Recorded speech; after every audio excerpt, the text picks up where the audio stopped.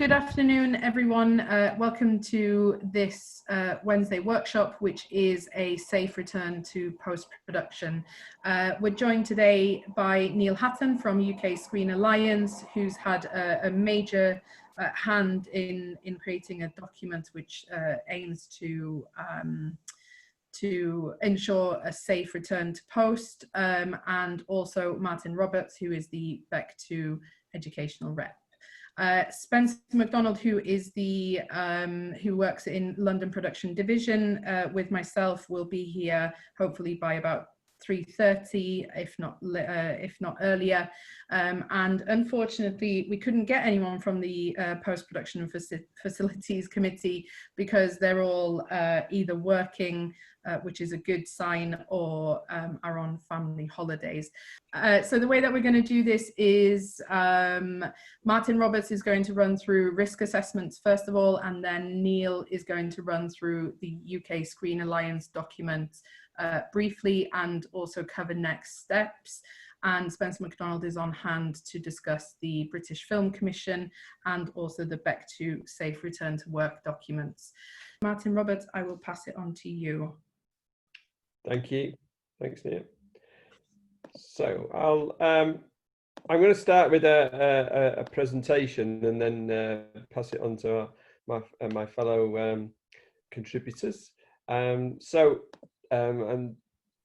the main thing I've been asked to share with you today is to look at why, or when freelancers need to do a risk assessment, and in particular where things have changed with a dynamic risk assessment and how that all fits in with the guidance that has been put forward, and you will get to listen to about from Neil.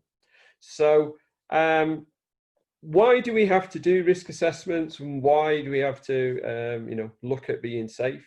So we're there no matter whether it's coming back to work with COVID or not.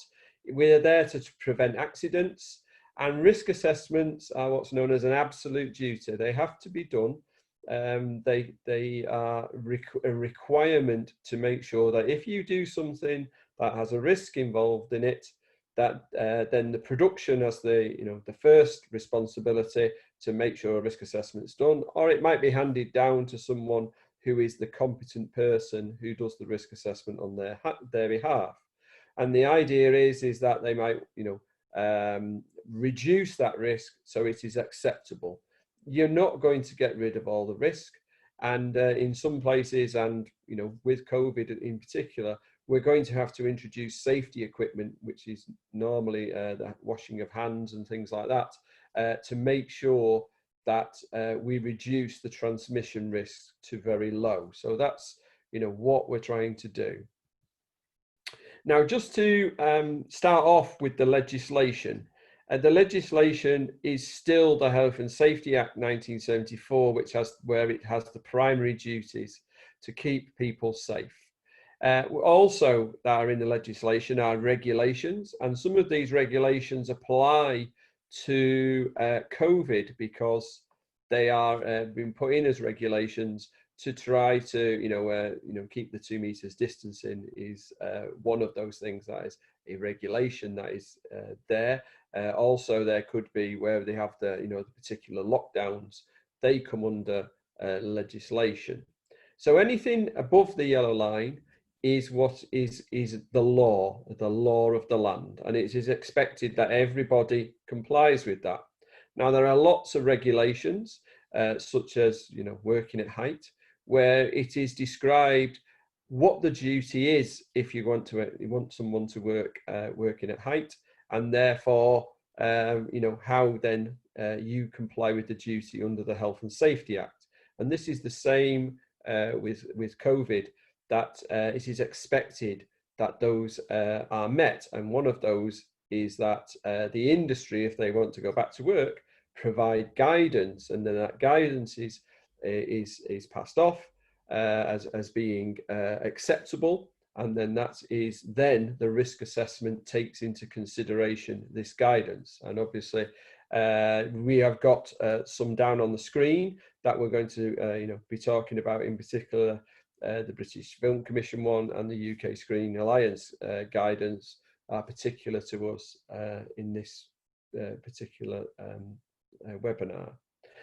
They are not law, they are ways of proving that you've stayed within your duty and then the production has done their duty. So it would be expected that they are complied with and used to make the risk assessment and used to make that safe working. And at the moment, the HSE have said that there's any lockdown areas, they are doing spot checks to check that guidance is being done, but it's not, they will be concentrating on those at-risk areas is what the latest guidance from HSE is as to how they are doing their enforcement. Now, where the Health and Safety Act comes in and places these duties, the main one is in Section 2 on the duty of the employer. And they have, as far as reasonably practical, to keep their health and safety and welfare of work of all his employees. And that means that they have to provide a safe place of work. And within that, safe systems of work, that mean that you are as low risk as possible, and in particular, of any transmission of COVID-19 at the moment. And suitable and safe work equipment that helps that to happen, but it also has to be well maintained. Hence why you're seeing quite a lot of the guidance about cleaning regimes for toilets and public spaces and well-used spaces. They have to provide that it is well maintained, and that's where it comes in. And also the adequate welfare arrangements that fit round the 2-metre distancing. Now, normally for employees, they provide information, instruction, training and supervision on all of that if it's needed. And normally where we have contractors who come in on a freelance basis, so freelancers, they are normally only given information and instruction on this. But because COVID's so new, COVID is such a, considered such a risk anyway, that most of the guidance adds training and supervision for everybody that comes in, whether that is, whatever employment status they have. So, like where we have the COVID supervisors on set and things like that, that's where it comes from this duty, and it's just extended to everyone because no one is considered necessarily a competent person over COVID unless they have been allotted that. So they haven't, it's not automatically presumed that you are the competent person. Now, under Section 3 of the Health and Safety at Work Act, there is duties on the employers to others, so they have to make sure that members of the public and visitors are not exposed to risk, and by the same token as well, that they themselves don't expose the workers to the risk. So that's, like in some ways where people coming into your workplace need to be, follow the guidelines that are put in place so everyone is still safe. And that's where that duty comes in. Now, also under Section 3 is the duties of the self-employed. And they are the same, that you're not allowed to expose people to the risks to the health and safety. So if you're employed as a freelancer, you are expected to not, within the things that you do, which is the undertakings, that you're not to add extra risk to people. So that's the same thing as you're going in, and in particular, if you are then asked to work on somebody else, somebody's production on location, that you are not adding any risk of transmission to their particular, their workers as well. So it's as a shared site. Now, where it gets a bit vague is, well, where is the duties come from? Where are the duties for the self-employed, and where it is to the duties of the employer that has overall of the set or the location or the building?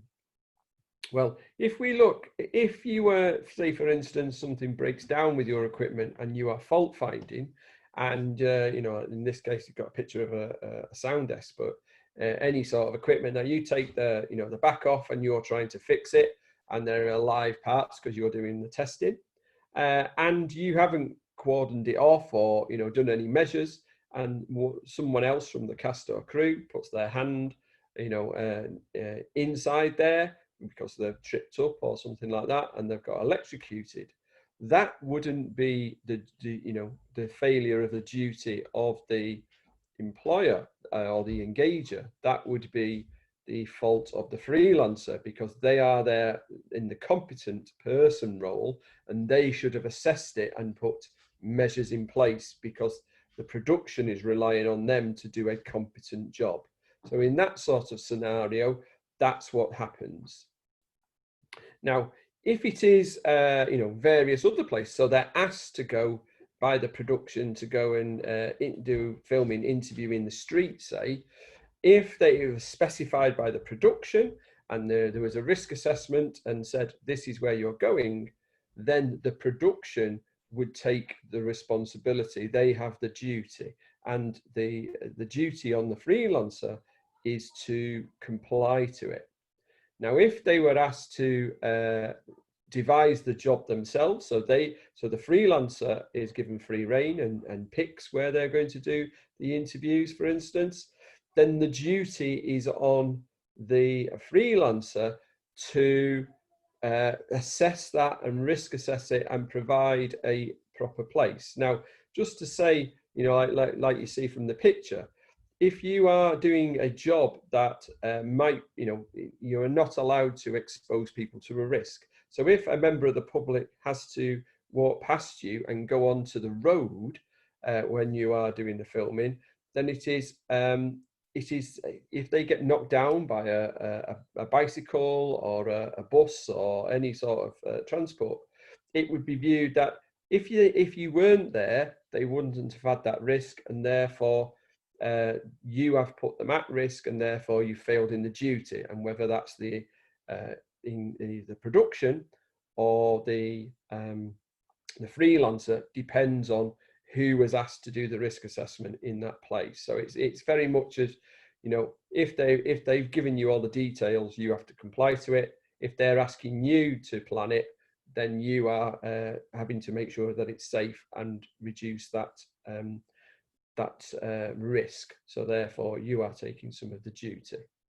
Where you are, so for instance, as part of a production, so this one would be an OB, filming on the golf course, and the OB company or a client has come up with the risk assessment, where you are included, whether you're an employee or a freelancer, or a limited company, and you're all given the risk assessment, then the duty is on the employer to make sure that the risk assessment is what's known as suitable and adequate. And your duty, whether you're a limited company, an employee, or a freelancer, is to comply with it. So the duty is all with the in production in those sort of cases. So it varies, and you could be standing in the same place on a location and have duty around you with the job you're doing, but also duty. There's also duty to you to make sure that there's adequate arrangements for you to be safe, in particular with the COVID transmission. So, you know, it varies with those, depending on what you're asked to do or when you are, you know, what you're in charge of. Now, all of the guidance has to fit in with the HSE's 5-point plan. So that there is a COVID risk assessment done, and develop cleaning, hand washing, and hygiene procedures. And in the first instance, it was to help people to work from home.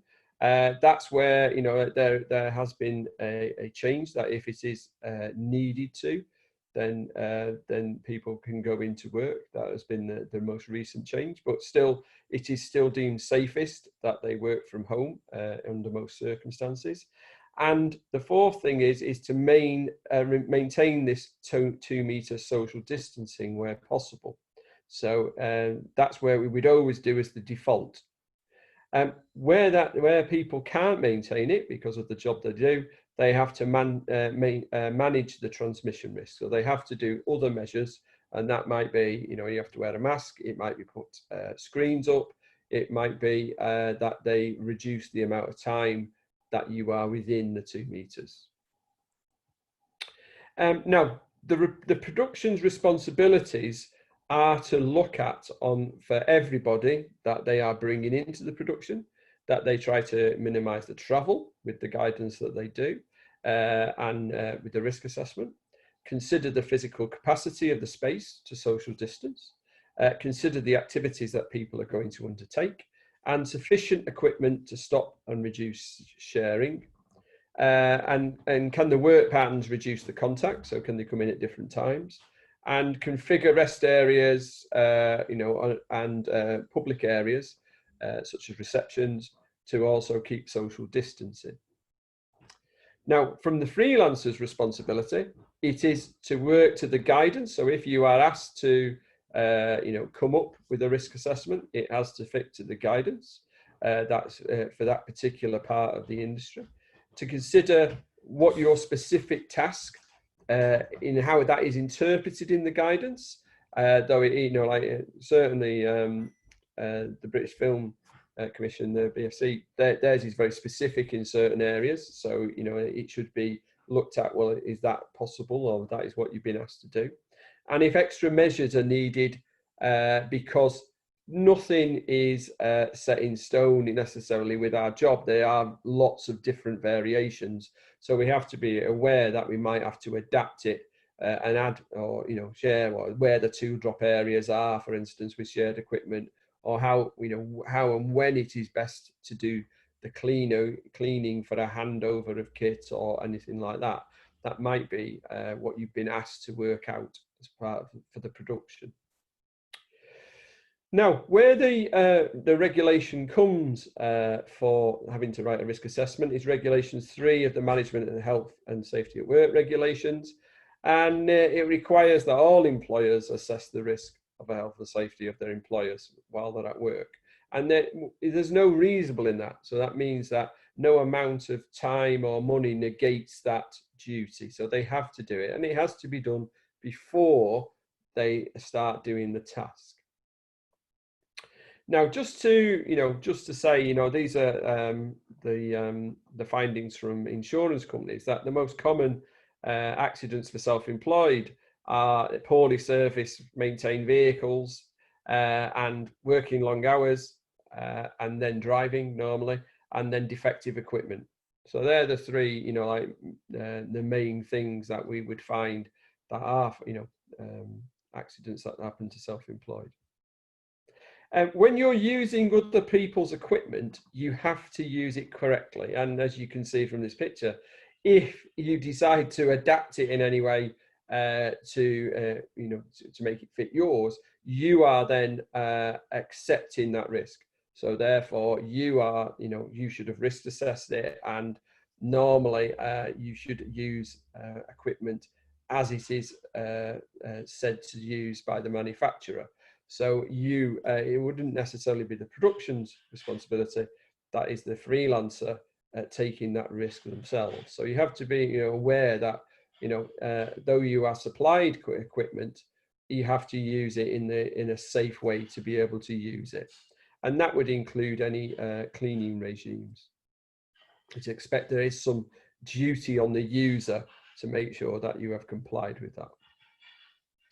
So one of the things that we're trying to get from these sorts of seminars is to get across to people is that there is going to be a lot of information, and the guidance or the risk assessments are likely to be far longer than they normally would, and certainly the risk assessments, because they have to think about this COVID-19.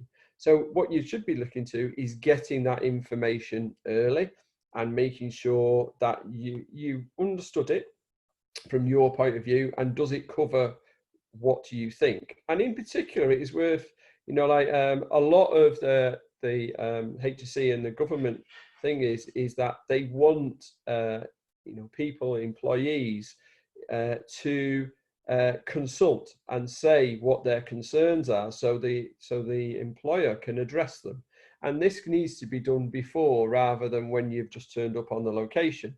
you need to have seen, what the risk assessment looks like, and is that possible for your part of your job to do?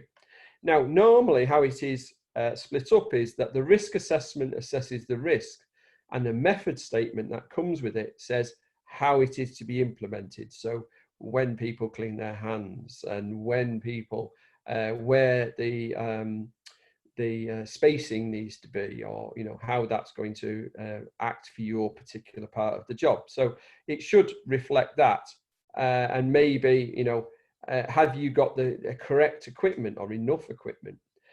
There is a duty on all of the guidance to try to say to productions to try to reduce staff or bring them in at different times. So would you have enough people to help you do the job safely? In particular on the manual handling tasks, because the manual handling tasks are one of the times where it is that you need sufficient people to be able to lift the equipment or get it into place, and the right conditions to complete the task safely. Because if you've been put away into a far-flung section of the location, and then you have to then bring all your equipment, drag it through like a muddy field. Well, has that been allowed for? Is there enough equipment for able to do that? Is there suitable equipment to be able to carry that? And then what is in a risk assessment? So it is something that's a careful examination into what could cause you harm, and you then try to prevent that happening. You don't consider all the hazards, you only consider the significant ones. So the ones that are most likely to happen, and the ones that would cause you the most damage, or could be equipment as well. Every employer must carry out a risk assessment. And if you have 5 or more employees, you must record that risk assessment. But normally, I would always say, certainly from the freelance point of view, that you would always write them down, save them as a PDF on your phone, so you can just ping it across if you normally, if you normally do the same sort of job day in, day out. If you've got a risk assessment that works, it's worth sharing that with people. And certainly it's your go-to if there's been a change and suddenly you're asked to do it, and then you can pull a risk assessment out quite quickly from your phone and send it to people.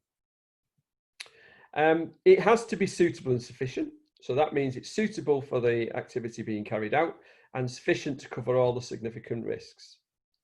But most people would just doctor old risk assessments. So where we're going to look quickly is the fact that, well, what do you need to check in this instance to make it comply with COVID? So how would you, to check? Because any risk assessment that was written before the lockdown, when you're coming back to work, has to be reassessed to be suitable and sufficient. So where the legislation will have changed is that you have to comply with the 2 meters, the cleaning, those sort of things.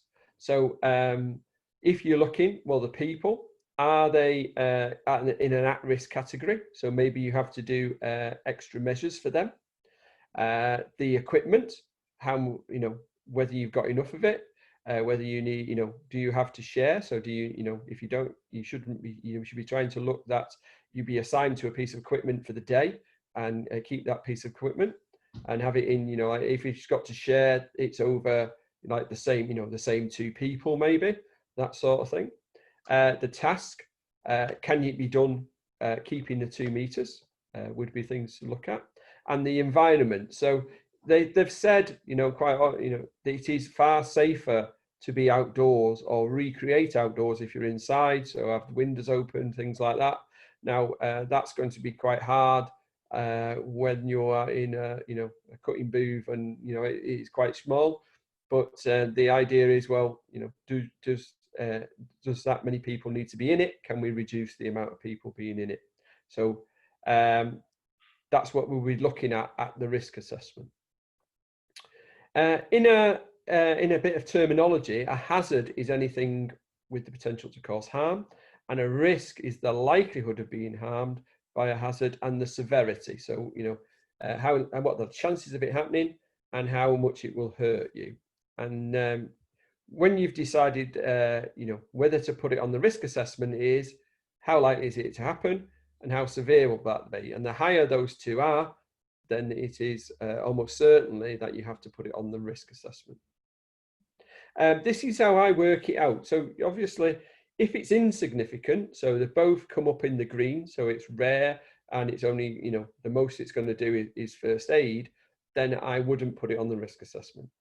Anything that hits in the red, I would. And certainly if you are writing a risk assessment for someone else, if it's only red on one side, I would certainly always put it on the risk assessment to show that you've assessed it. Obviously with COVID, where we're talking, the severity we know can be death, but the likelihood is anybody's guess a lot of the time. So we assess it because the severity is so bad. So that's why it is always going to be considered significant. Now, the factors, like I said, to look at are the people, so that they're competent to be able to do what you're asking them to do. And if not, then you might have to put supervision in place, or that they're aware of the guidance is another thing. And if they have existing health conditions. The equipment, well, the cleanliness of it, how much it needs to be shared, and whether that can be changed. So whether you can have tool drops or something like that. So a tool drop is where you have an area where used equipment's been put in.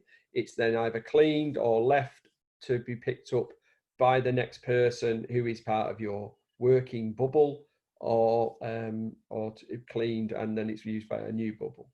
But it's a separate space that's 2 meters away from everyone else from that sort of point of view. Now, just to raise about one of the things, the manual handling. So is one of those things where normally if you've got a flight case or something like that that is quite heavy, you would always get someone to help you to lift it. Now obviously that's unlikely when you're going to go within the 2 meters. So when we're trying to assess it, it's like, well, can we break that down so only it's only down to someone can carry it on their own? Or can it be gone to a mechanical aid, like a dolly or, a forklift, or, depending on the size of it, to reduce that, the times that we manual handling together.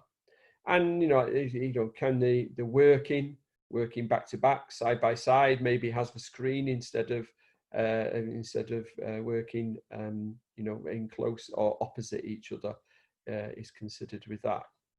And there is also things like the louder we are because of the droplets moving. So shouting, you should be further away. If I remember rightly, it's like 3 meters is where we should be looking if someone's shouting in. So if we're doing, voiceovers and things like that, try to, reduce, have a bigger gap. Because of anything that is where you raise your voice, there is more chance of the transmission. So you would move further away, the gap would be bigger. And the environment, so have you got enough space to be able to do that? But also, if you're moving to a different area in the location, with the lighting levels, if everyone's wearing masks, if it's noisy, that makes it, quite hard. And, where we're inside, can we leave windows open and things like that to try to recreate inside?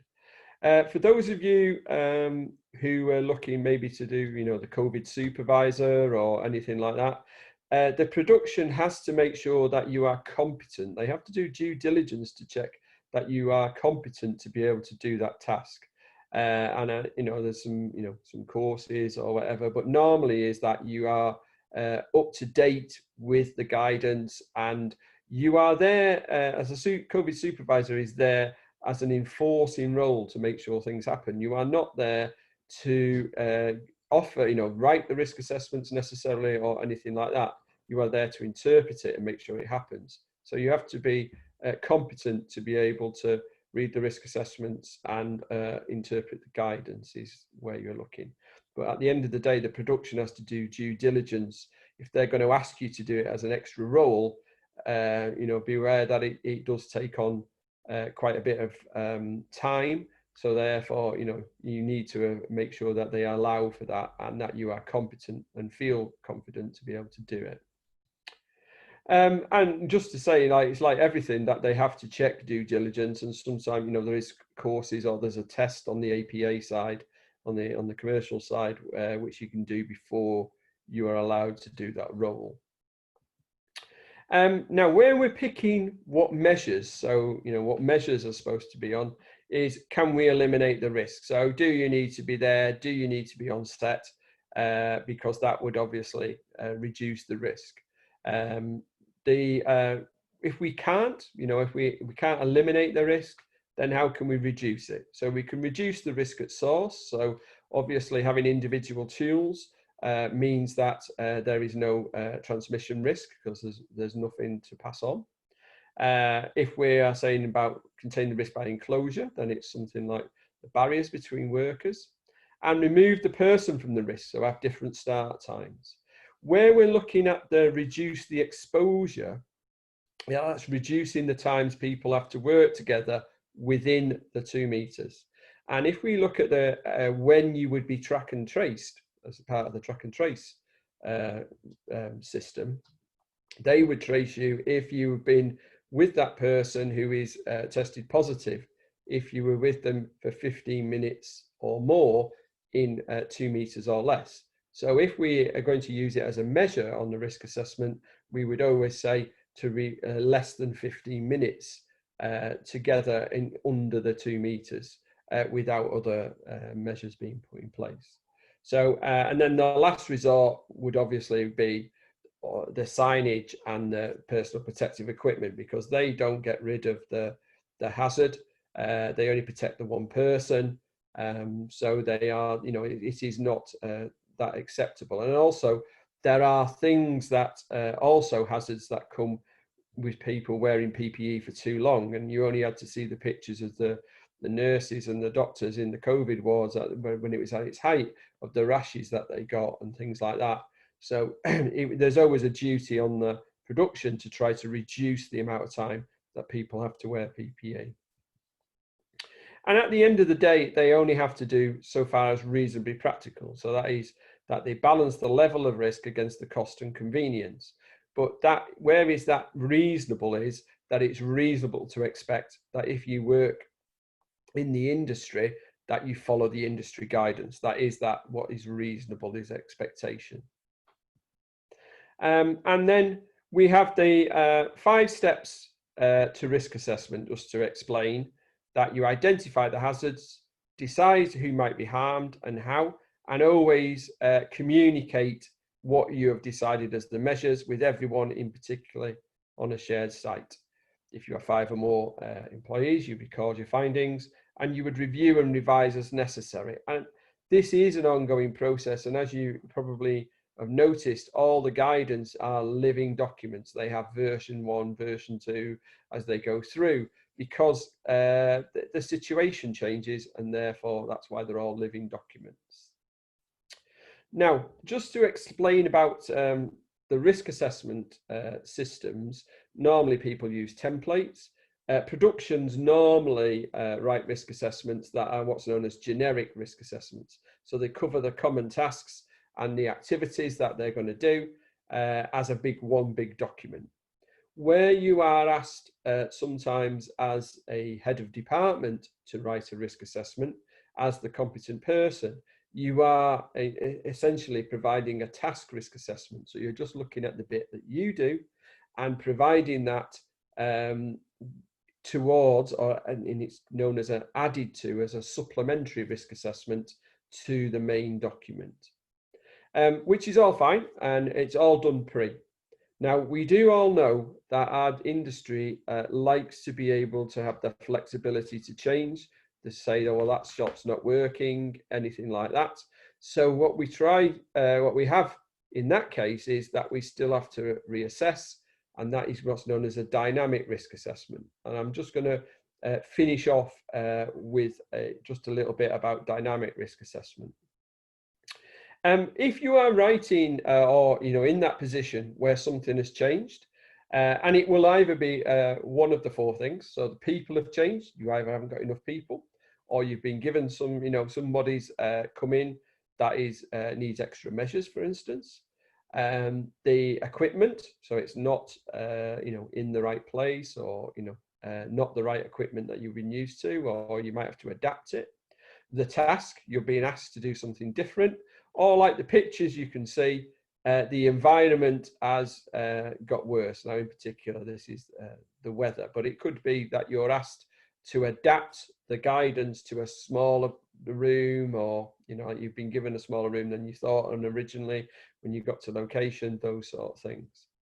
Now, a picture tells 1,000 words, and this is purely how for you to do a risk assessment on the hoof. It doesn't say anywhere that you have to write it down. You can use video, and all of your, your phones, everything like that have video enabled. So what you could do is do a risk assessment on the hoof. It takes minutes by just using your phone and to the video. And if you look at the picture on the left-hand side and see the cars stuck in the snow, if you sent that to the production and said, I am struggling to get here, I will get there as soon as I can, but it might not be for a while yet, no one would challenge that. And the thing to do with it, when you do it on your phone, it is date stamped. You can put the GPS on so they know where you are. So it's got that validation of why you are having to reassess that it might be late, or it could be, that someone's let you know that don't use this route, or any of those things. If you're on set or on location and it's like pouring down with rain, or there's the lightning storm, you could reflect that. Now, in particular, this is for smaller productions. The bigger productions, everyone has walkie-talkies. They have that system to be able to, that communication system. Where we're talking is far more where you're left to do a small thing remotely, and something's changed, and you want that backup to make sure that people know that you've assessed it. You can say that you've assessed it as a freelancer. You have done everything in your power, within your capability, to keep safe. So it's a way of doing it, and it is, you can WhatsApp it, you can email it. It's a very easy way of just doing it, and still be able to do it beforehand and then do the job. So, and you could just say, for instance, present are myself, Neil and Spencer, and we have decided to switch down off the electrics because there's a electrical storm going through. We'll reassess it in 15 minutes. That's enough. That is a risk assessment. You've assessed it. You said who's present. You said what the risk is. You said what the measure is, and when your review period is. So you've done everything that is required from the 5 steps of the risk assessment, and you've done it in about 2 minutes. So it is, an easy way to do it, and you can write it up later if you have to. That's it for my bit. The only thing I would say is to say that if you think that there is something wrong, you would always go, if you're engaged by the production, that you need to say to the production why, what's up, and what the concerns is. And I would always say, actually, if you're going to do that, is what you think is the safe way. So you're better to put an alternative rather than just go, I'm not doing it, or anything like that, because that's a harder thing to say, certainly if you're freelance. Right, am I just handing over to you, Neil? Is Neil, you next? Yes. So thanks so much for that, Martin. That's really great, and good to kind of understand that kind of law around risk assessments and so forth is definitely applicable to all kind of workplaces, whether you're freelance or not. So thank you so much for that. I don't know, Martin, if you have, if you can stick around for the Q&A at the end, but if you can't, then that would be fine. But if you can, then please feel free to put your video on, because Neil and Spencer will take on take it forward from here. Yeah, I'm happy to stick around for the Q&A, but I'll just knock my video and the mic off. Amazing. Thank you so much. Okay, over to you then, Neil. Thank you so much. So if you could just give us an overview of the UK Screen Alliance document, and also how we worked with each other in terms of developing that and the next steps. Well, good afternoon, everybody. First of all, I'll introduce myself for those of you who are not familiar with either myself or the UK Screen Alliance. So we are the trade association for post-production, visual effects and animation. We also cover the studio landlords and some SFX companies as well. But our three main pillars of membership are post VFX and animation. And we're a membership body, just like Bectu, except our members are companies, and we have around 120 companies in the UK who are members of UK Screen Alliance. So why did we do this guidance? Well, we knew that we were part of this BFI's Screen Sector Task Force, which includes many of the trade associations. That organisation, that body already existed because of being the task force for Brexit. So it was repurposed for COVID. And within that, the British Film Commission, the BFC, were tasked with looking at various parts of the ecosystem, particularly inward investment, and we sort of fell underneath the BFC. So essentially, we took on the responsibility for creating the guidance for post and VFX, whilst the BFC took on the responsibility for creating the guidance for film and high-end television. And I know Spencer is going to talk about their guidance after this. I was conscious of the fact it was necessary for us to make our own document because we were coming from a very different standpoint than production and particularly from location filming. The risks are very different, and also the possibilities were very different of how we could mitigate against them. So, for instance, we were not one of the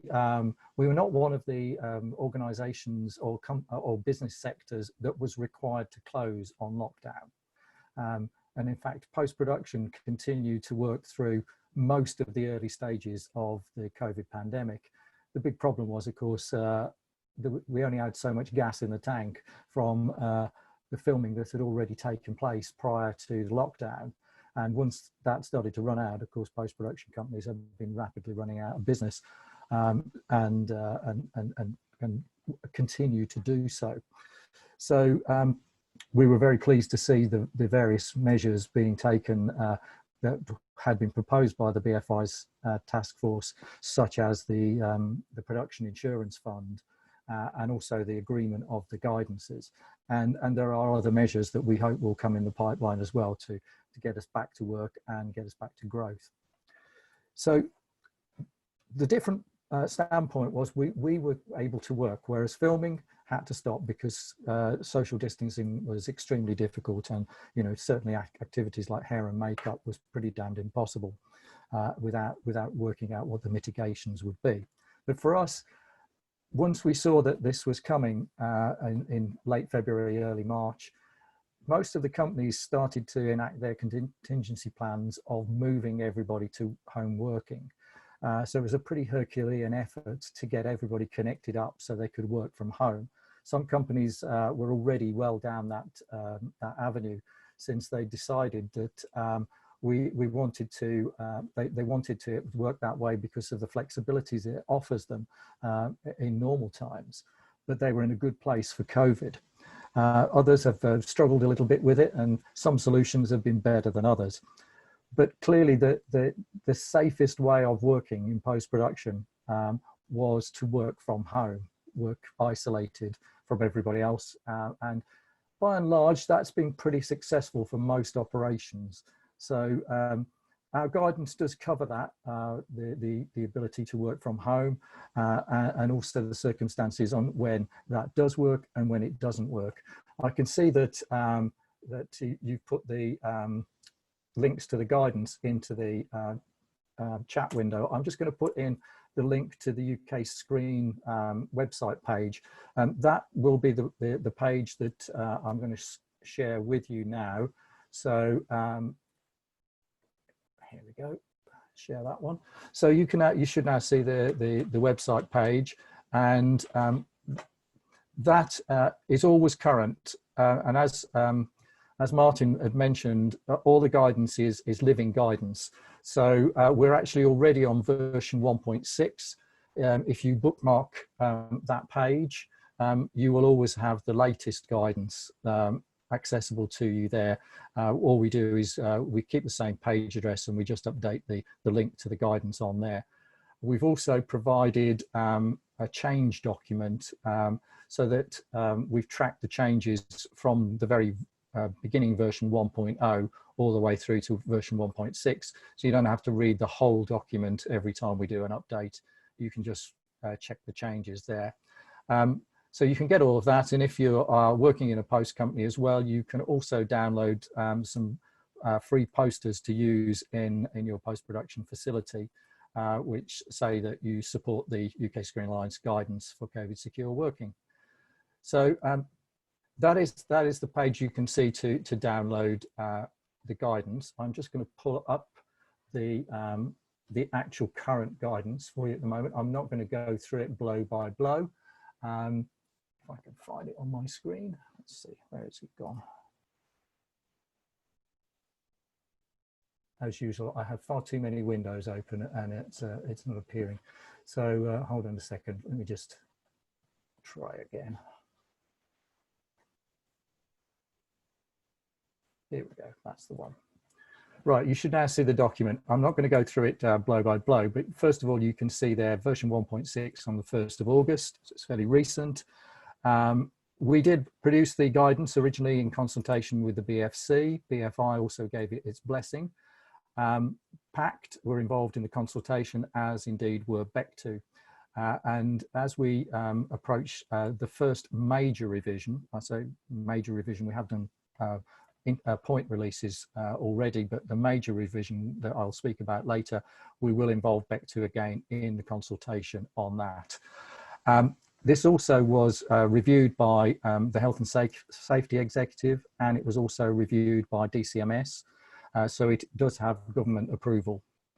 I'm not going to go through it all, but I will draw your attention to paragraph 1.4, which is something that really kind of why I wanted to do this, this guidance. And it's the fact that post-production and VFX is one of the most competitive sectors in film and TV. And we compete fiercely on quality and creativity and innovation, of course on value for money as well. But the one thing we must never be prepared to compete on is our acquiescence to compromise on the health and safety of our staff and our clients, and that includes all the contractors and freelancers as well. So what we wanted to do was create guidance which would define industry best practice and give us a route map back to normalized working as and when we could, and make sure that we had something there that we could actually use to fend off some of the demands that we knew we were going to get from production companies that may be asking for modes of working that we would consider that were perhaps not as safe as they could be. So that's the kind of ethos that we started with when we started writing the guidance. There was no guidance from the government that actually directly fits our sector. So we used a bit of inspiration from the BFC's guidance for filming to start off with. But then as guidance started to come through from other sectors, we aligned with that guidance. And you can see there is a government page which gives you guidance on about a dozen industrial sectors. The nearest one to us is offices, although it doesn't really quite fit. But there are other sectors that we have drawn pieces from their guidance as well. So for instance, working in vehicles. So if you are doing dry hire delivery of avids into people's offices or houses, that's very much, you're constrained by the existing guidance on delivery drivers, for instance. There's a little bit of guidance that we've taken inspiration from the hotel's guidance. After all, you know, post-production facilities are similar in business model to hotels.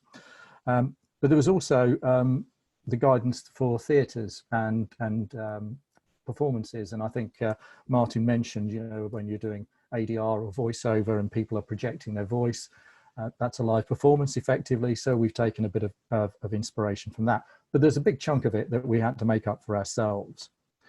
So the basics of it are work from home if you can, and if you can't, severely limit client attendance in the facility and provide remote view and approval facilities if you can. There are certainly going to be parts of post-production that will work very well from home. Certainly, you know, offline editing can work very well from home, but the more complex versions of offline editing, where you're having multiple suites all connected together, sharing media, perhaps working on a quick turnaround program, it does get much more difficult for those kinds of programs. Obviously, if you need access to the really high-end equipment, such as HDR monitors, grade 1 monitors for doing color grading or online editing. And certainly if you were going to do a theatrical mix to Dolby Atmos standards, it's unlikely you're going to be doing that within the confines of your home. There's very few people who've got Dolby Atmos studios at home. I know there's a few of you, but very few of you have that capability. So it's something that definitely could need to be done within the facility. So how do we do that? So that the post guidance was designed to address that. There have been some changes. So as you can see, we're already on version 1.6. So these were incremental changes, picking up changes in government guidance and generally keeping step with the changes that the government were announcing. So for instance, we now know that working from home was the first choice. However, the advice now has changed somewhat. So the government is quite keen to get us back into the workplace, not the least to save all the sandwich shops. So they have changed the advice very subtly. And if I just share the document again, you should now be able to see section 7 and basically who should come to work. This is directly lifted from the government guidance. So, you know, in order to keep the virus under control, it's important for people to work safely, and working from home remains one way to do this. However, the risk of transmission can be substantially reduced if COVID-19 secure guidance are closely followed. And then it goes on to talk about consultation between employers and employees, and the fact that no one should feel unsafe in returning to work. So there's a number of things that that you would have to do to ensure that your workplace was COVID secure. And that has come in since the 1st of August. Of course, just prior to that, the public transport, which is also an issue for post-production because we tend to be based in urban areas mostly. Using public transport to get to work was actually discouraged. And is still discouraged, but you are allowed to use it. But they say you can use public transport, but try and walk or cycle if you can to get to work. But also we've seen the opening of pubs and restaurants, and obviously in Soho we're cheek by jowl with the hospitality industry. And of course shops are now open with, but you have to wear face coverings, and that's recently been, or will, I think, by this weekend be extended to places like museums and libraries. So there's quite a number of changes, and of course clients are looking at those changes and saying, well, if we can go to the pub, why can't we go to a post-production company? And it's a fair point. And I think it's the way we look at risk. And obviously as employers, we have a duty of care to our employees and to the visitors of our facilities and the contractors that we use. And also I think it's, as we talked about, as Martin talked about, you know, you have to look at risk in terms of two kind of layers. It's about the odds and it's about the consequences, and different people will have different assumptions. So I think most of the assumptions that were made in the early days of the pandemic, because we didn't understand what the virus was and how it transmitted and its severity, the assumptions were, well, if I don't know you and you're not part of my household, then I'm going to assume you've got COVID-19 because that's the only safe assumption I can make. And therefore, you've got it. What can I do to prevent myself getting it? Now, is that a realistic assumption? And it's certainly not an assumption that's been made by people who are hanging out in the pubs. So is it realistic for us to continue with that assumption? Well, I think we've got to be realistic and look at what's happening in the country. And if you look at today's statistics, in fact, these are the statistics from yesterday, you can see that there's still a lot of cases, daily cases running at 670, deaths still running at 89. You can see the cases there are starting to tick up a little bit since the beginning of July. There's been an increase in the number of cases and the number of deaths is not falling any longer. So, and there's been a lot of talk about, are we going to get a second wave? And clearly a lot of the mitigations that we are talking about in post-production will become more difficult as we get into the winter. One of the things about an edit suite is the fact that most of them are enclosed boxes. Some of them, most of them actually probably have a window and you may be able to open it. But the more higher end suites, the grading suites, the dubbing suites tend to be windowless boxes. And ventilation is a very important mitigation in COVID-19. And the science has improved on this. There is now evidence that the virus is not just carried through droplets, hence the reason for the 2 meter distancing requirement. But in fact, the virus can be carried in aerosol form and be airborne for quite a long time.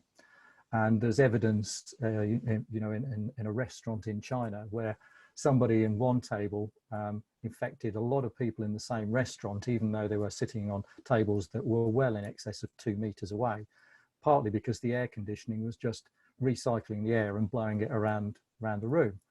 Well, that's very much like an edit suite. Most of the air conditioning in Soho edit suites in cutting rooms is the split cassette on the wall style of air conditioning, which doesn't draw air in from the outside.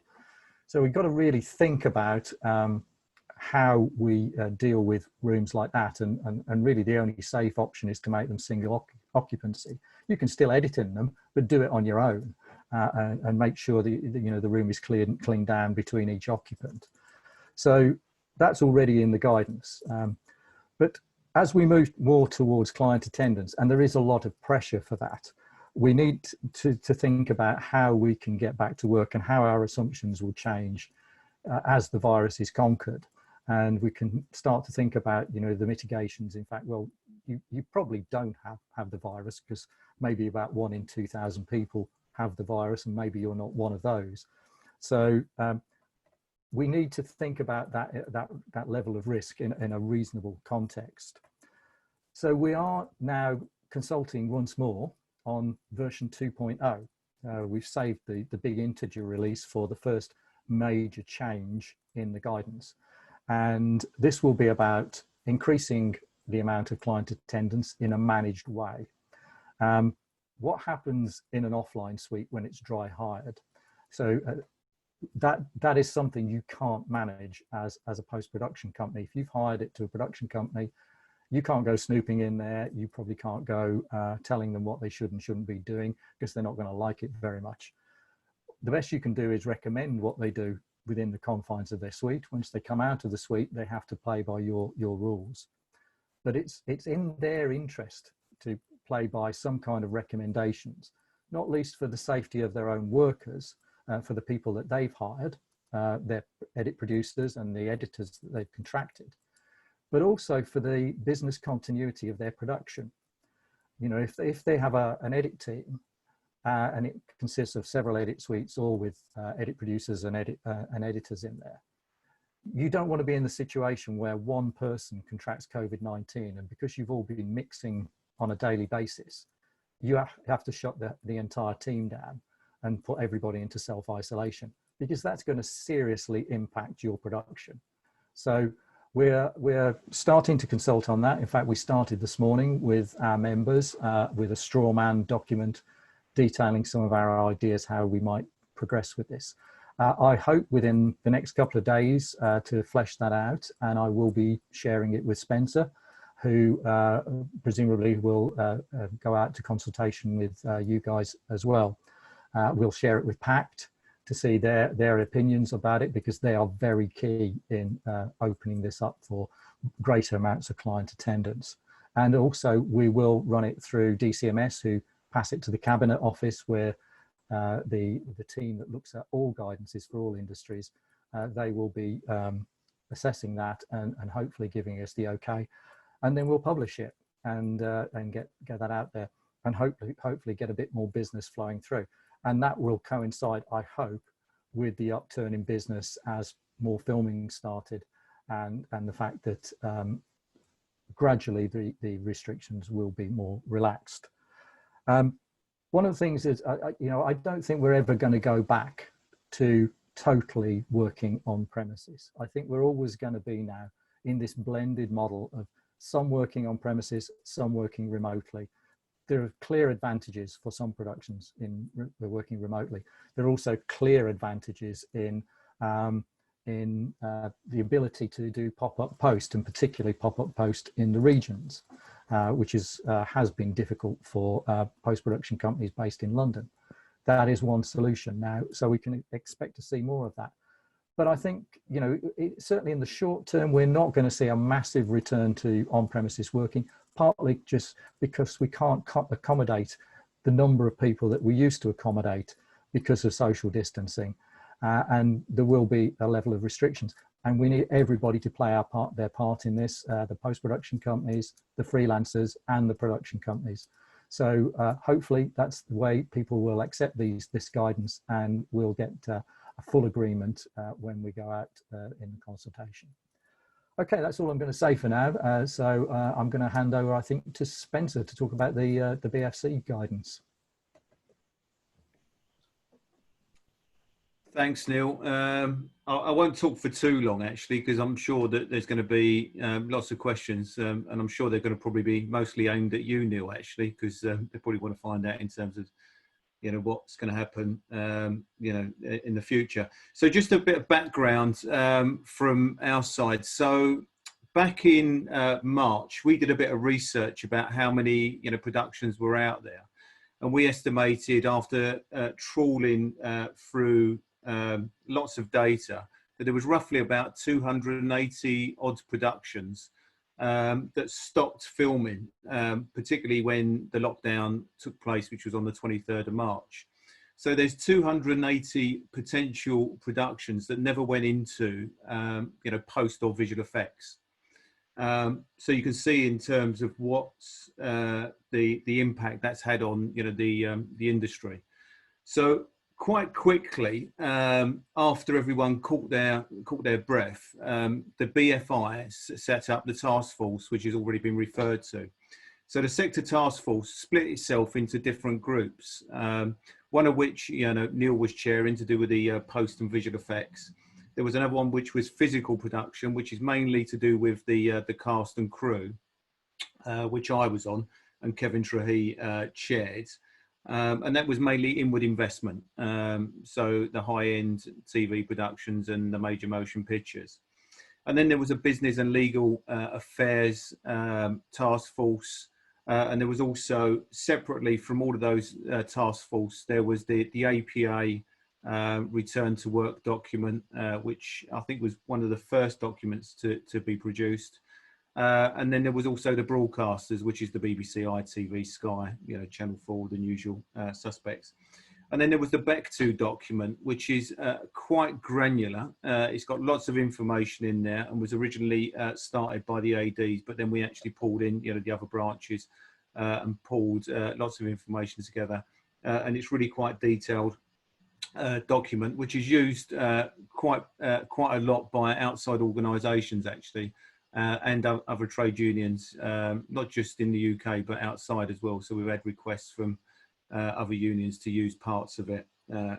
So that was the background in terms of what happens and our estimates of what productions, how many productions have been impacted on this. But we're now looking forwards. We're now looking to in the future in terms of what are the the next steps for productions to get back up and running, so then they can go into post and visual effects. So one of the obstacles was for the lower to micro budget films was the insurance.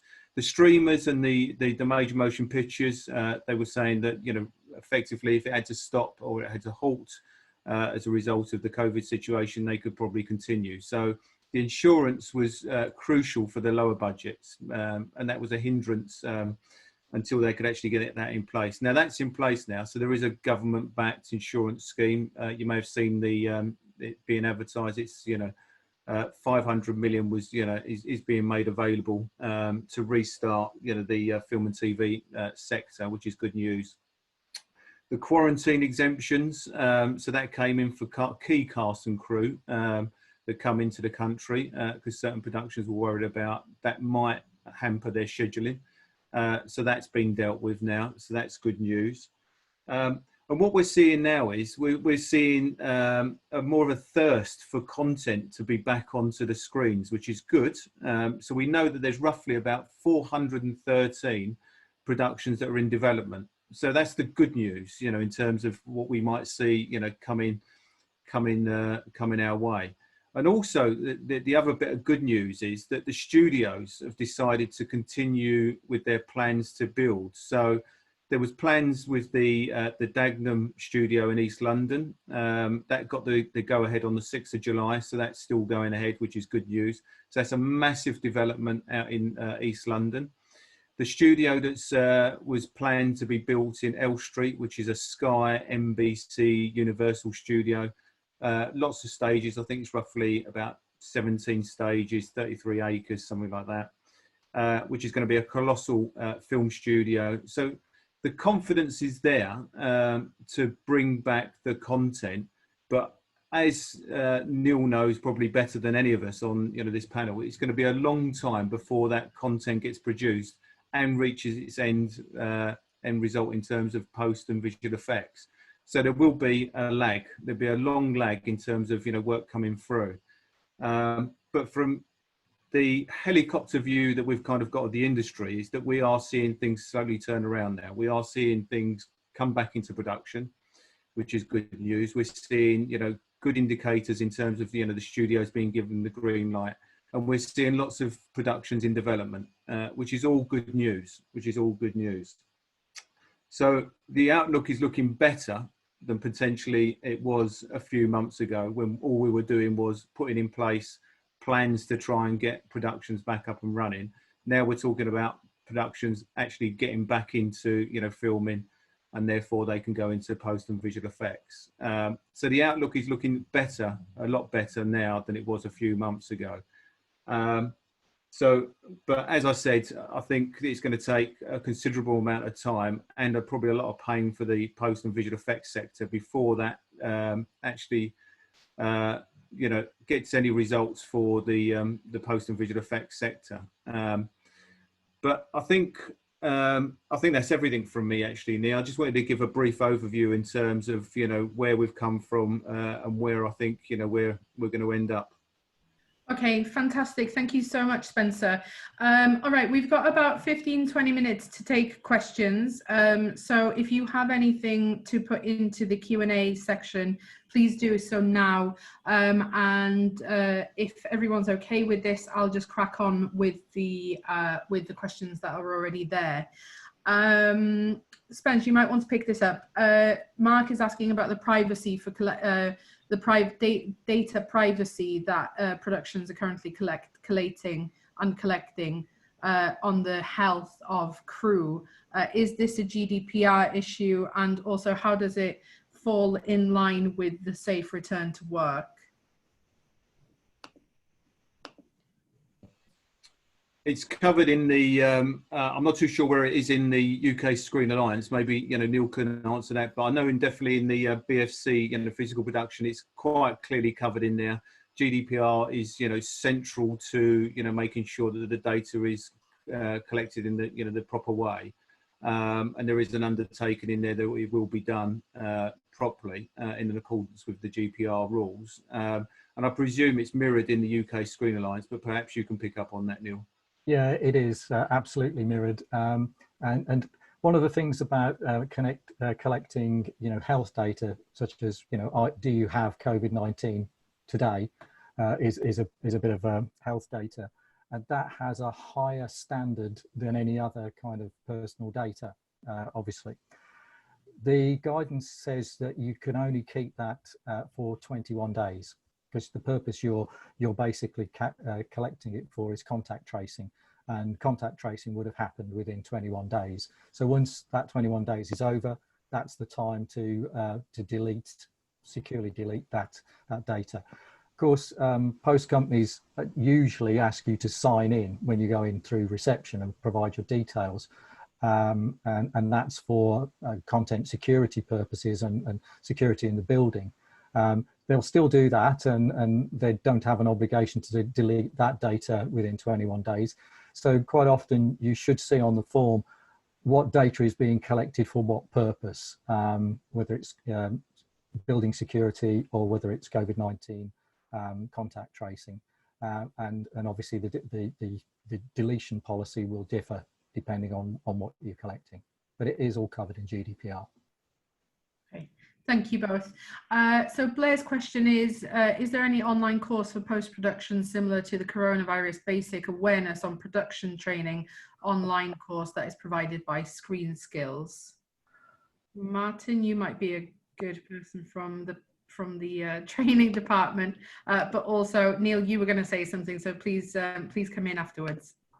Yeah, as far as I'm aware, there isn't, but at the end of the day, it is the same.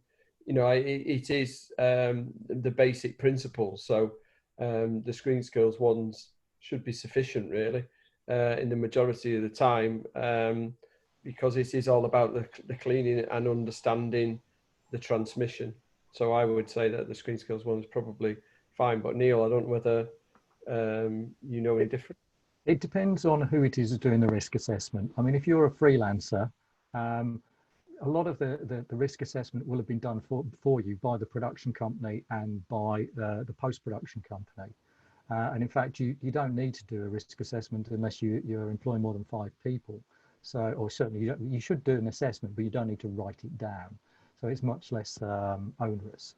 I think in terms of the training for it, it's pretty straightforward. If you should be able to do a risk, if you are a senior manager in a post company, you should have done a risk assessment before anyway. You should have done that, and it's just reacting to those circumstances. And it's in the guidance. The first 2 chapters of the guidance basically run you through how you manage risk and how you assess risk. So I would say read the guidance. It would have been good to get a course out of Screen Skills. They were pretty well swamped on doing courses for production and filming, which I think is probably right. It was the right thing to do because the risks were much greater there, and the impact of providing properly trained people is much greater there. Partly because it's that end of the business is much more casual employment than it is in post-production, where you've got people who are employed as managers permanently, and it's their job to do risk assessments. So I think it was right that Screen Skills concentrated on that. It would have been nice for them to acknowledge the fact that post-production also needed to have something, but that's Screen Skills. That's possibly something that we can pick up though, moving forward, as as it becomes maybe more common again for people to be going into post houses. Okay, so this is a comment and then a question. Post in the UK is an international business, very much integrated with the US. One thing that we both have in common is an incompetent administration spreading confusion. So various industry bodies have created far more stringent guidelines, such as the Screen Actors Guild. it is far more detailed than the UK screen guidance. Shouldn't we be aspiring to match the most stringent requirements? Do you want me to answer that? Yeah, if you could start, that would be great. Okay. Well, I mean, America is one of the most litigious countries in the world, and even in normal times, the advice they give to their employees about health and safety is kind of way in excess of what we would consider appropriate here. So I think that's probably a reflected in the Screen Actors Guild guidance, which I haven't seen, I must admit. And Alan, if you want to send it to me, then yes, please do. I think you already know my email. But I think what we've tried to do is provide a framework. We've left enough latitude for companies to come up with solutions themselves. We didn't want to kind of dictate what the solutions were. We think it's good that we encourage everybody to come up with, use their initiative and come up with solutions. And that way you encourage best practice. And we do share that best practice. We have a forum every Wednesday that we invite post-production bosses to on a Zoom call. And we get a lot of information sharing there about how people are approaching these different problems. So I think the guidance is sufficient. We don't want it to be over constraining, because actually we do want to get back to work, and we don't want it to be inhibiting on the way we work, but we do need to do it safely, and that's where we drew the line. Can I also mention, Nia, just in terms of the American Union? So we did meet with the Directors Guild of America, Directors Guild of Canada, IATSE, even the Teamsters. So they're all involved, because you might have seen there, I think it's called a white paper or something, their return to work document. And they used a lot of the stuff that was actually in our return to work documents that have been produced through the BFC and, the Bectu document as well. So they were quite impressed, because, they were throwing huge sums of money at virologists and epidemiologists and those sorts of people, where really they needed to be talking to, their membership and actually getting their members engaged in the development of those particular documents. So they were quite impressed with how we actually managed to do that and how we actually, pulled those documents together. So they did talk to us about how we did it, the process and, and the content that we've got in those documents. So I just need to get.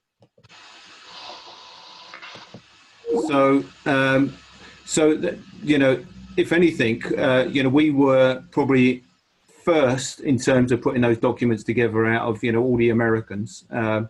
And they had more of a strained relationship with the employers, over in the States. Whereas I think, we've worked in partnership with, most of the employers to try and get, productions, back up and running. And, as Neil said, we inputted into, that document, and there's a future revision that he's talking about. And I hope that, that will continue in terms of our input into that as well. Yeah. And the problem that you get with everybody is that the risk is a perception. So everyone has a different perception of it, and you generally, as an industry, you're going to take the average, as to what people are. But some people are overcautious and undercautious, and you can tell that by people who want to go back and go to a pub, and some people who will not. And it's going to be all the way through that. You're not going to please everybody when you try to assess going back to work, unfortunately. Okay, thank you everyone. So there's a couple more questions, and we've got about 10 minutes left. So these will be the last three now. So Neil, this is for you again. Has the UKSA done an equality impact assessment on freelancers working from home in post-production? Well, not specifically on freelancers working from home, because essentially we represent the companies, so that kind of falls a little bit outside of our remit. So maybe I'll pass the impact on freelancers to Spencer. But in terms of working from home in general for employees, yes, of course, there has been the various companies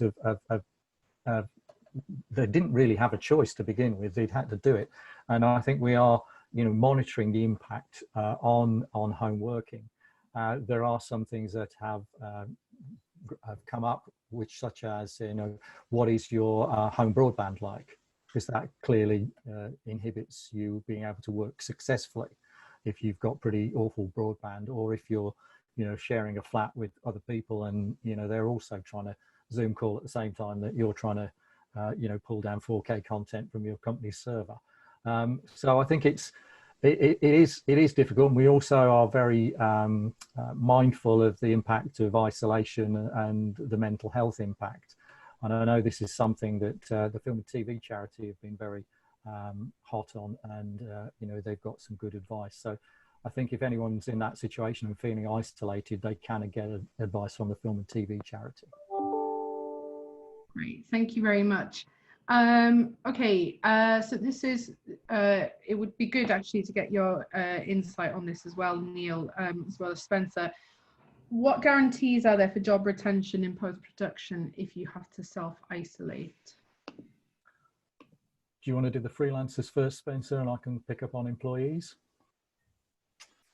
In terms of job retention, if you have to self-isolate, well, we've issued some, guidance. So we did consult, with our members, and we're suggesting that, what we have to be careful of is that people are desperate, to return to work and earn an income, and we have to be careful that they don't return and, put themselves or other people, at risk. So I think the employer has to take, some responsibility for that. So if they are identified as, if they're working, but they need to then self-isolate for whatever reason, I think the employer needs to, take some responsibility in that. We have produced some guidance.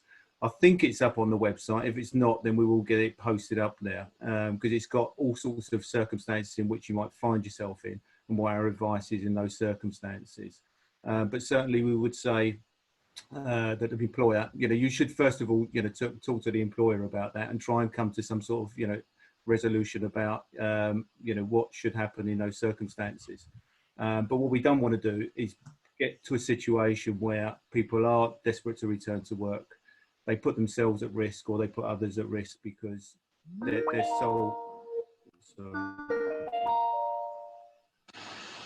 sole reason is that they need to, return to work.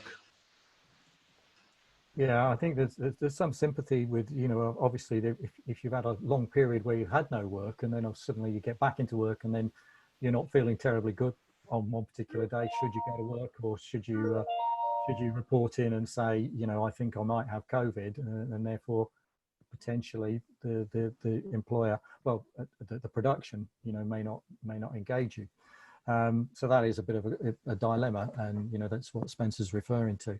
But if you are employed, of course, you can get statutory sick pay if you are asked to self-isolate. The company can get that compensation, and they may choose to just pay you anyway.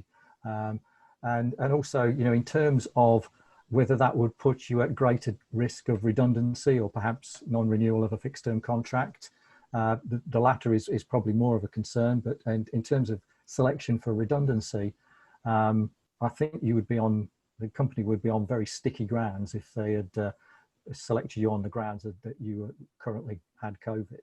I think that would be potentially grounds for a claim against the company if they went ahead with that. So particularly if they were going through a round of redundancies, and that was one of the selection criteria they used. So I think it's I think there are some protections in there, but as Spencer said, you do have a responsibility to protect everybody around you, and nobody's going to thank you if you bring an entire production to a halt because you're the one that brought COVID in.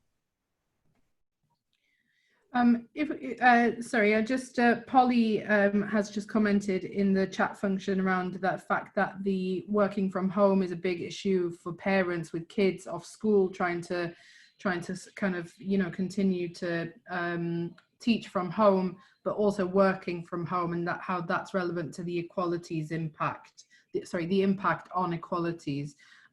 Is there a plan in place, Neil, to kind of look into that element of what the industry is going through at the moment? Well, I think you've got to define what the question is here. Really, is you know, if you were normally going to go to work in the workplace, you would have to look after you'd have to find solutions for your kids if they're off school anyway. So actually working from home, at least you're in the same place. And if employers give you some flexibility, you're probably in a better place working from home than if you were working in the workplace, because you'd have to find other people to help you out with that. Yeah, of course, it's an equalities issue. There are difficulties there. You know, if you're a young single person, you don't have this issue. So of course, it's an equalities issue, and it's an issue anyway, regardless of COVID. You know, we need to make sure that we retain, particularly women in the workplace, when they get to childbearing age and beyond.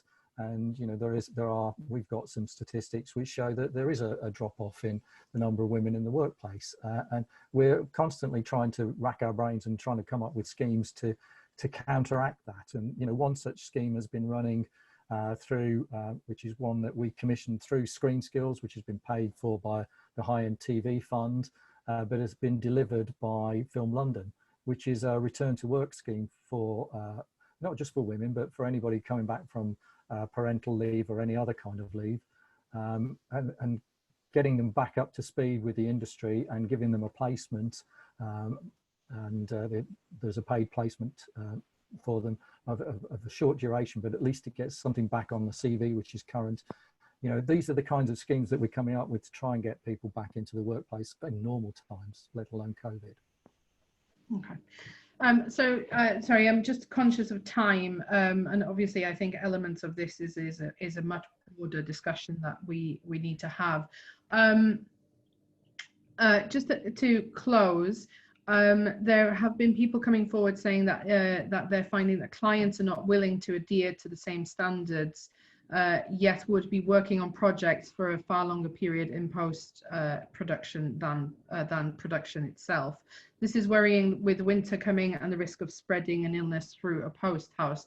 What would it take for the same standards to be compulsory throughout post as well? Well, I think the kind of mitigations are basically along the lines of you know, the cohorting of teams, which is the kind of thing that's going on in production at the moment, where you know, the lighting team is kept separate from the props team, etc. So here with your post team, it should be kept as quite a closed environment with a limited number of people, and that helps mitigate against you know, the number of contacts that those people will be having. You know, this is certainly some of the stuff that we're looking at in our version 2.0 guidance, is to limit the size of the teams to a certain number of people, let's say 6 people, and to keep those teams together and not introduce extra people into those teams. And again, it kind of firewalls the production against the one person having COVID. You know, there's nothing you can do if somebody goes out and goes to the pub and then goes back into work the following day and they're infectious, or a few days later they might be infectious and they don't know it. There's nothing you can do to really to counter that, other than saying to people, you probably have to have the same standards in your personal life with regard to social distancing and personal hygiene, etc., that you would have during your work life. And you've got a responsibility to all those that you work with, that you act with responsibility when you are in your private life and not just in your work life. I think one of the main differences as well is that we know that the productions at the studios are conducting temperature checks as well. I mean, is that something that is going into the 2.0 document? It's already in the 1.6 that it's there as an option to temperature check somebody. But we actually know that you can be of perfectly good temperature and be shedding the virus because you're asymptomatic, you know, for up to 2 days before you actually develop the symptoms, which could be the high temperature. So to a certain extent, you're picking up the few cases who have come to work who, at that point, they should know that they've got a temperature and they shouldn't even be traveling on public transport to try and get to work. So actually temperature checking is not going to solve everything. So yes, I mean, it doesn't solve everything, but I think that it feels safer for crew, I think, when they have to be temperature checked, you know, and especially a couple of times a day. And I suppose I'm just interested in who that would fall on as well in terms of responsibility. I mean, I would imagine that the post houses themselves wouldn't really want to risk people coming in who may have a temperature anyway. That's correct, and we give it down to the discretion of the person coming in. They should be asked to sign a declaration that they're not displaying the symptoms of COVID on the day that they come in, every single day, and that includes having a high temperature. We were actually advised away from asking for people to be temperature checked at the door, because that actually creates a possibility of queuing at the door. And therefore you've got to put in more mitigations around queue management to actually get them through the temperature check. Plus the person actually doing the temperature check should be in full PPE because they're within 1 meter of the person that they're checking. There's much more latitude to do that on location when you've got a lot more space, or if you do indeed have space on location, you would hope you'd have it in a studio. But when you're talking about a small post house and you're coming off the street from, you know, a Soho street into a small reception, you don't want to have a whole queue of people doing that. So in one way, there's more risks by actually conducting the temperature check than not conducting it. And I think if you've got a temperature, you know you've got a temperature, and you just should not be coming to work. I think the accuracy of some of those temperature checks have not always been that great either. You know, there's been some questions in terms of, how useful they actually are. I think there are some good examples out there though. And I think, because we're in a situation which, none of us have experienced before, we're trying new things, in different ways. And I think the crucial thing is that, we want to get people back to work. We want to make sure that, they're safe and, the people they're working with, are safe. So what we need to do is look at the bits that are working, the bits that, have been quite successful, and adapt those for, for these documents. Because there is some good examples out there. Certainly, we've seen on some of the productions where, they've done things that I didn't think of, and they've adopted them and they've worked really well. And it's given the crew some confidence in terms of returning to work, because people are anxious about going back.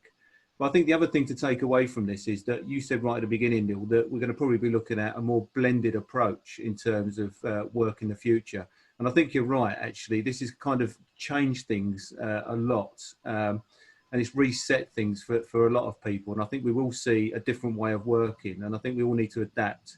And that might even help in terms of the questions that came up about the childcare and those sorts of things, because that has been an issue before in terms of the long hours culture, people rushing into Soho, being in there for all God knows how many hours, but still having all the same childcare, responsibilities and those sorts of things. So if there is a more blended approach, then that should help assist those sorts of things. And it should reduce in terms of the numbers that are actually in the building at the same time as well. So I think we just need to look at, what is working, take those bits and amend the documents and try and encourage, productions to adopt those, where we've seen it, be quite effective. Yeah, I've seen a couple of comments in the chat window, like the loose cannons of the clients. And I would generally agree with that. It's to a lot of people, there is a certain arrogance about the way they want to work, and it really does come home in post-production. And unfortunately, a lot of post-production houses, everyone's pre-programmed to say yes. They want to please the client. And this has come as really alien to a lot of people, and actually having to say, no, you can't do that. You have to do it like this. And it's become really alien for clients to accept that from post-production companies. So I think we just do need to see a real change of attitude. And that's why one of the reasons I will be putting this through PACT and saying, you've got to talk to your own members and say, you need to do this for everybody's safety and also for the safety of your own production. And in terms of business continuity, it makes sense in terms of economics as well. You don't want to have your production going down while you're in a delivery phase because somebody's not followed the rules.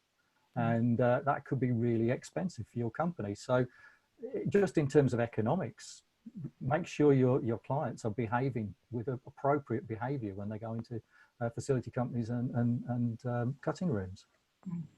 Okay, thank you so much, Neil, Spencer and Martin. And if you do have any issues with the post houses, Bectu is the union for you. And of course, you're welcome to get in touch with us whenever you have any issues or just any queries. Actually, if you just want to query something, someone's already asked if the training that they have been asked to undertake is thorough enough. You know, so if you do have any issues, please contact us. I'm the official for the post-production and facilities branch. I can put my email in the chat function now. If you're not a member yet, then as I mentioned at the beginning of the webinar, you can join today for £7.50 a month for the first year. The Rough Assembly are your amazing committee members. I've put the website address for them on the chat function as well. They've done a huge amount of work over the past couple of months on multiple levels, including, you know, feeding into the UK Screen Alliance document, the Bectu document and the British Film Commission document. And as well as that, they've taken measures to ensure that you've been entertained every week on the Rough Assembly talks every Wednesday evening, where they've just had really, really high caliber speakers week in, week out. And they've also been working on financial protection for you in terms of how much you should charge to work from home and so forth for both your room and also equipment. So please check them out. The website is in the chat function, and this talk will also be available on the Bectu website as well as the Rough Assembly YouTube channel. So thank you so much, Neil, for your time. Really appreciated. And we look forward to working with you on the 2.0 version. And Martin Roberts, thanks so much. You have a lovely holiday on your annual leave. And to Spencer MacDonald too, who is working across huge amounts of work for our members. So thank you very much, and take care. Thank you. Bye. Bye.